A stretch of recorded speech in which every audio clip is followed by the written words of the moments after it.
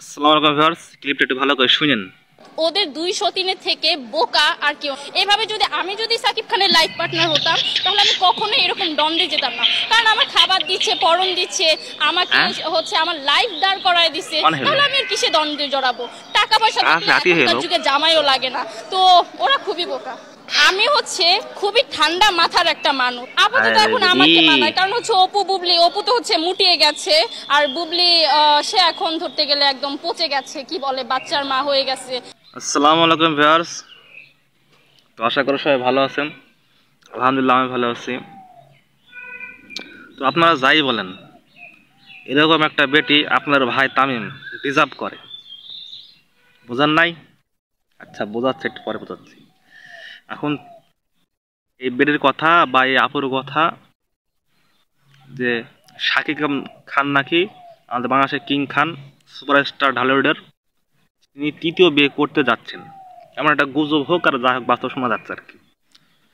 তিনার দাবি 3 নাম্বার বিবি হিসেবে সেই পাখিটা আছে। তো পয়েন্ট নাম্বার 1, পয়েন্টে জয়েন্টের কথা আজকে। সে বলছে টাকা থাকলে আর আজকাল স্বামীর দরকার হয়। ভাই রে ভাই, চিন্তা করেন,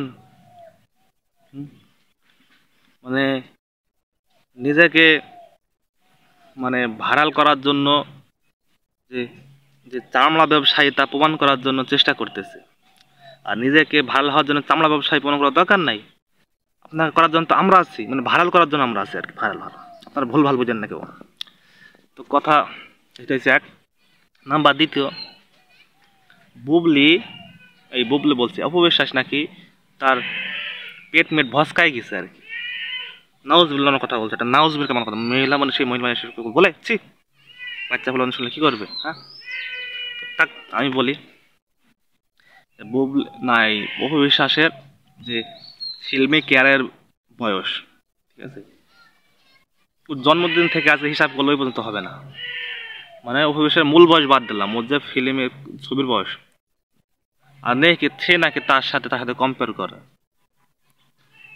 অপবিশ্বাসের ওই বয়স পর্যন্ত গেলে এটা তো খুঁজে পাওয়া যাবে না আমার মনে হয়, যেরকম শুরু করতেছে।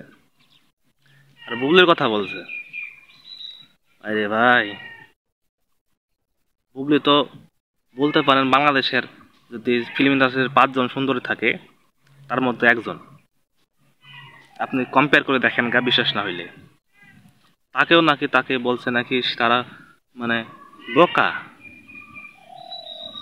তারা ফিল্ম জগতে এসে বাচ্চা কাচ্চার বাপ হয়ে গেল, কিং খানের বাচ্চা কাচ্চার মা হয়ে গেল, তারা লাখ লাখ কোটি টাকা তারা বোকা। আর তুমি সাংবাদিকের কাছে ইন্টারভিউ দিয়ে বেড়াচ্ছ, নিজেকে চামড়া ব্যবসায় প্রমাণ করতেছো, আর তুমি নাকি বিশাল বুদ্ধিমান। ছি, আস্তাগফিরুল্লাহ। তো ভিউয়ার্স, ভালো থাকবেন, বেশি কিছু বলবো না। আল্লাহ হাফেজ।